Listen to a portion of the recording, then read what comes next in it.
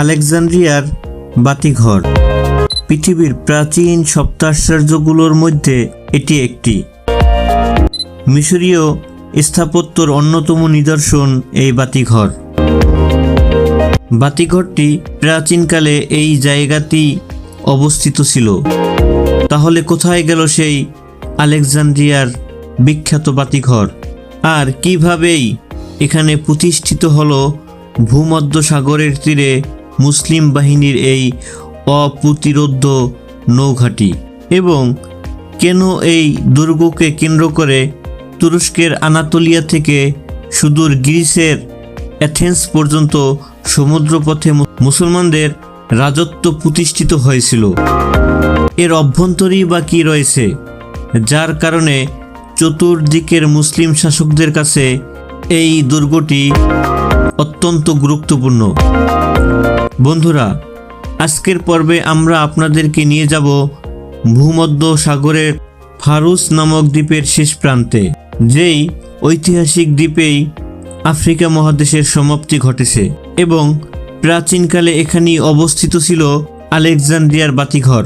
বর্তমানে তার জায়গায় নির্মাণ করা হয়েছে সিটাডেল অফ কায়েতবাই বা কেল্লাতু কায়েতবাই। আসসালামু আলাইকুম ওয়া রাহমাতুল্লাহি ওয়া বারাকাতুহু।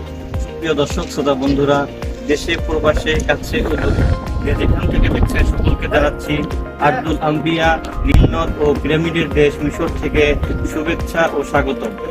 বন্ধুরা, আজকের পর্বে আমরা আপনাদেরকে নিয়ে এসেছি প্রাচীন পৃথিবীর সপ্তাশ্চর্য আলেকজান্দ্রিয়ার বাতিঘরের স্থানে, যেই স্থানটিতে বর্তমানে এই কেল্লাতু কায়েতবাইকে প্রতিষ্ঠিত করা হয়েছে।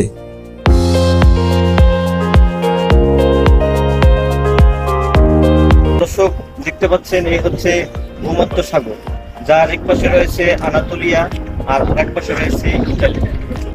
যদিও বর্তমানে এই বাতিঘরটির কোনো অস্তিত্বই টিকে নেই, তবুও প্রাচীনকাল থেকেই এটি মানুষের মনে কৌতূহল জাগ্রত করে আসছে। কেমন ছিল আলেকজান্দ্রিয়ার বাতিঘর? প্রাচীনকালের স্থাপত্য শিল্পের দিকে তাকালেই এখনও অবাক হয়ে যেতে হয়। প্রাচীন সভ্যতাগুলোতে তৈরি হয়েছিল এমন সব নিদর্শন যা এখনও মানুষকে বিস্মিত করে। বেবিলনের শূন্য উদ্যান বলি অথবা মিশরের পিরামিড, এখনও আধুনিক স্থাপত্য শৈলীর কাছে এগুলোর কোনো তুলনাই হয় না। জ্ঞান বিজ্ঞান অথবা স্থাপনায় মিশরের সভ্যতা যেন মানুষের ইতিহাসকে অনেক দূর এগিয়ে নিয়ে গেছে। মিশরের পিরামিড জগৎ বিখ্যাত হলেও আরেক প্রাচীন সপ্তাশ্চর্যের একটির অবস্থান ছিল এই মিশরেই, যা পৃথিবীর ইতিহাসে আলেকজান্দ্রিয়ার বাতিঘর নামে পরিচিত। আলেকজান্দ্রিয়ার সেই বিখ্যাত বাতিঘরটি 702 হিজরি সনে মামলুক সুলতান আল নাসের মোহাম্মদ বিন কালাউনের শাসনামলে এক বিধ্বংসী ভূমিকম্পের প্রভাবে ধ্বংস হয়ে যায়। পরবর্তীতে 882 হিজরিতে সুলতান কায়েতবে এই দুর্গটির নির্মাণ কাজ শুরু করেন, আর কাজ শেষ হয় 884 হিজরিতে। বহিরাগত শত্রুদের আক্রমণ থেকে আলেকজান্দ্রিয়া তথা মিশরকে রক্ষা করতেই এই অপ্রতিরোধ্য দুর্গটি নির্মাণ করা হয়েছিল। বন্ধুরা, পৃথিবীর ইতিহাসে আলেকজান্দ্রিয়ার বাতিঘর নামে পরিচিত অদ্ভুত নির্মাণ শৈলীর সাক্ষ্য বহনকারী আলেকজান্দ্রিয়ার বাতিঘর হাজার বছর ধরে একটি দৃষ্টিনন্দন স্থাপত্যে পরিণত হয়েছিল। প্রাচীনকালে যখন নৌপথই ছিল মানুষের একমাত্র ভরসা, তখন গভীর সমুদ্রে দিক ঠিক রাখার জন্য মানুষ বিভিন্ন রকমের কলাকৌশল ব্যবহার করত। যেমন কম্পাস আবিষ্কারের পূর্বে মানুষ ধ্রুব তারা দেখে দিক নির্ণয় করত। এমনিভাবে উপকূলীয় বন্দরকে চিহ্নিত করার জন্য নির্মাণ করা হতো এই বাতিঘর। এই বাতিঘরের চূড়ায় জ্বালানো হতো আগুন, যা অনেক দূর থেকে নাবিকদের দৃষ্টি আকর্ষণ করত, ফলে সহজেই নাবিকেরা তাদের জাহাজ নিয়ে বন্দরে ভিড় করতে সক্ষম হতো। ভূমধ্য সাগরের উপকূলে মিশরের এই আলেকজান্দ্রিয়া নামক শহরে তৈরি করা হয়েছিল এমনই একটি বাতিঘর। ধারণা করা হয় এটি খ্রিস্টপূর্ব ৩য় শতকে আলেকজান্দ্রিয়া নগরীতে এই বাতিঘর নির্মাণ করা হয়। আর এর নির্মাণ কাজ শুরু করেছিলেন তৎকালীন মিশরীয় রাজা প্রথম টলেমি। তবে তিনি তার জীবদ্দশায় বাতিঘরের নির্মাণ কাজ শেষ করে যেতে পারেননি। পরবর্তীতে তার উত্তরসূরি দ্বিতীয় টলেমি ক্ষমতায় আসলে আলেকজান্দ্রিয়ার বাতিঘরের নির্মাণ কাজ সম্পন্ন করেন। এটি ছিল তৎকালীন রাজা টলেমির ক্ষমতার একটি প্রতিচ্ছবি মাত্র। আলেকজান্দ্রিয়া বাতিঘরের মূল ভিত্তির আয়তন ছিল ১১০ বর্গফুট।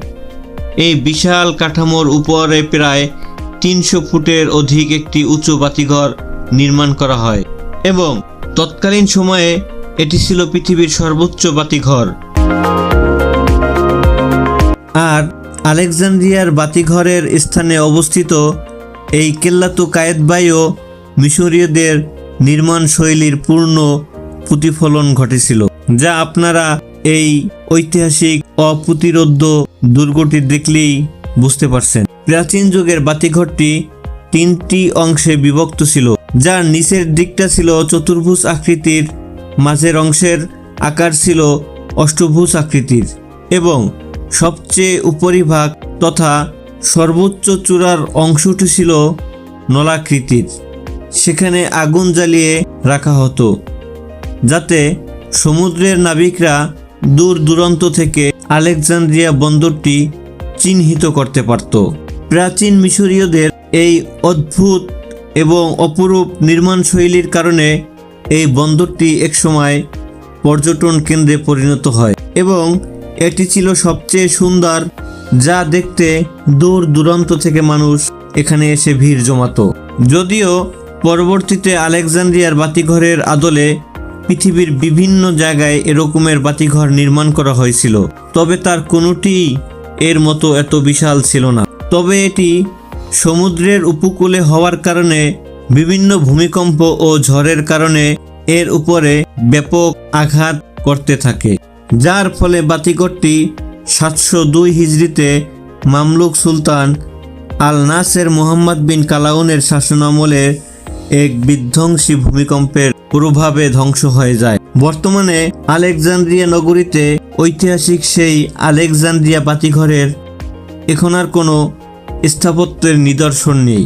সেই জায়গায় এখন তৈরি করা হয়েছে কেল্লাতু কায়েতবে, যাকে মূলত তৈরি করা হয়েছে বহিরাগত শত্রুদের হাত থেকে আলেকজান্দ্রিয়া তথা মিশরকে রক্ষা করার জন্য।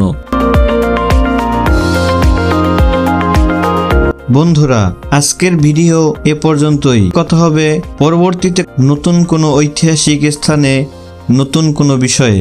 সেই পর্যন্ত সকলেই সুস্থ থাকুন, ভালো থাকুন। আর ভিডিওটি আপনাদের ভালো লেগে থাকলে চ্যানেলটি সাবস্ক্রাইব করুন, লাইক বাটনে একটি লাইক দিয়ে কমেন্ট বক্সে আপনাদের মূল্যবান মতামতগুলো জানাতে ভুলবেন না।